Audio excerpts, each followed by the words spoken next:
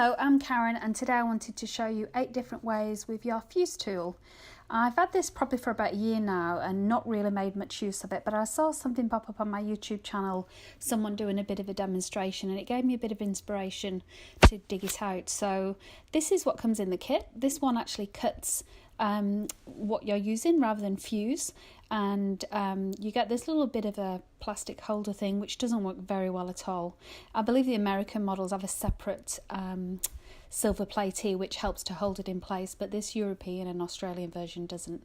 It also comes with this metal ruler where you can use the inside or the edge, and these little grippers at the bottom do help to keep it in place as well. There are other add-on kits, but like I say, I've not really been that interested to purchase anymore because I've not found much use for it yet. These little pockets, very cheap, they're 35 microns. I would definitely suggest practicing with these first. And what I want to show you now is just the basic shaker. You mentioned fuse tool, everybody mentions shaker pockets, that's the go-to thing. I'm actually using a Ziploc bag here. I think the quality is a bit better. I don't like the texture on the other ones, but I'm going to make a few products with a few different packaging things just to give you an idea of how it looks. Now, in terms of technique, I would definitely go very slow with this. I usually need to leave mine on for at least 15-20 minutes to warm up. And they do recommend the silicone mat that comes with this, which again, quite expensive to buy, not really found a need. I usually put cardboard underneath, and it actually tells me when it gets to the point of adhering, and when it sticks to the cardboard, I know it is stuck. So here I'm just quickly showing you just how you can fuse whatever bits of plastic together. I'm just putting in some sequins at the moment just to show you what a basic shaker pocket is. Lots of different designs on these. I'm not going to go to town showing you. If you know what a shaker pocket is, you know it's basically just a little self-contained area with sequins or glitter, or you could use sand shells, whatever you want to do. So that's a basic shaker pocket that most people relate to when they think of the fuse tool, and that's the reason they usually buy them as well. Bookmarks, these are very quick and easy. As you can tell, I've speeded up this video. I'm using the actual page pockets, reinforcement pages here, just to show you again the effect. And I'm just fusing down the long sides here. Now you can see I've gone through those a couple of times. It doesn't seem to need as many goes over when it's the thicker plastic. Certainly when I'm using the Ziploc bags, I need to do at least 3 times.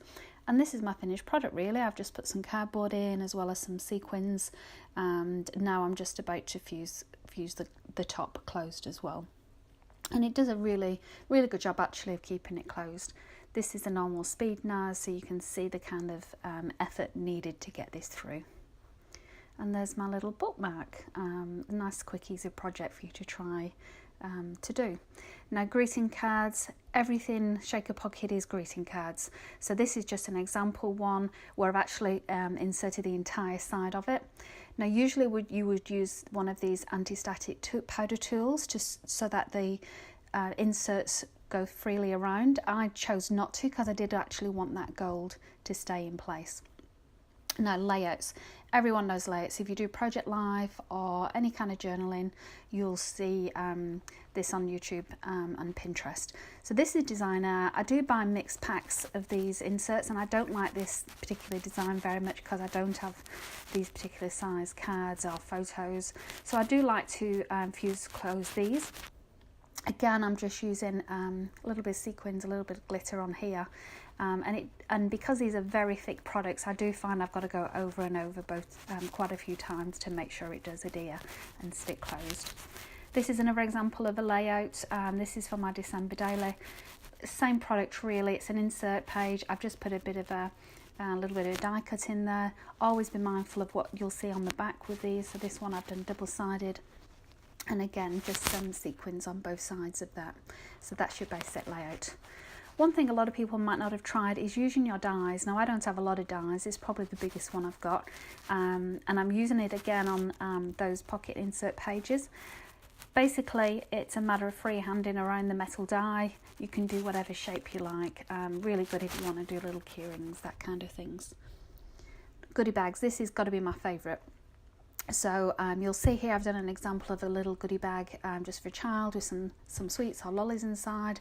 Be perfect for Halloween. You can see it's so easy for them to break open. and you know, just get what they want. Again, you could probably get 8 of these out of one of those A4 sheets. What I also like them for is just sealing up some fruit as well. So if you want to pre-chop apples or carrots, for, you know, particularly small children that don't like to eat a whole piece of apple, for example, I do this for my dips with my carrot sticks. Now the dashboard, this again has probably got to be one of my favourite looking ones. Again, really easy to do if you've got good quality plastic. This is a nice thick one, and I've just actually, this is going to go into my planner, so I've just fused it along the bottom and the top, so I've got 3 separate sections. Because it is very thick, I would recommend turning it over and doing the back as well, just to make sure it does stay. I've then just hole punched. Now the plastic does tend to struggle with a hole punch, so just be careful. I've broken a few hole punches in my time trying to punch plastic, but you can see here it has a really nice effect when it goes inside, and it adds a little bit of happiness to my planner, I will say. So that's got to again be one of my favourite reasons for using the fuse tool. And then lastly, very quickly with this, because this is a very common thing that again you'll see people use for along with greetings cards, is just to bling up a gift card. So I've again just been mindful of the back, so I've glued 2 pieces together, so regardless of which side you're looking at it, it looks good. I put way too many sequins in the front and back of this, but then I'm just fusing it again on all of those ends to keep it nice and closed. It's really nice if you enjoy that process of giving presents. A lot of people do. They enjoy the process of making them. This is a great way to make it a little bit more special. So I've just hole punched there the top, and then I'm just gonna get some twine, but you could use ribbon if you like, just to make that gift tag just finish it off, I guess, to go with any present that you're giving. So that was a very quick look at 8 different ways to use your fuse tool. I hope you've enjoyed it. If you've got any thoughts, please leave your comments below as well. I'd really be keen to hear if you found of a different way to use it, so I could get the most out of mine as well. Hope you enjoyed watching. Thank you very much for taking the time.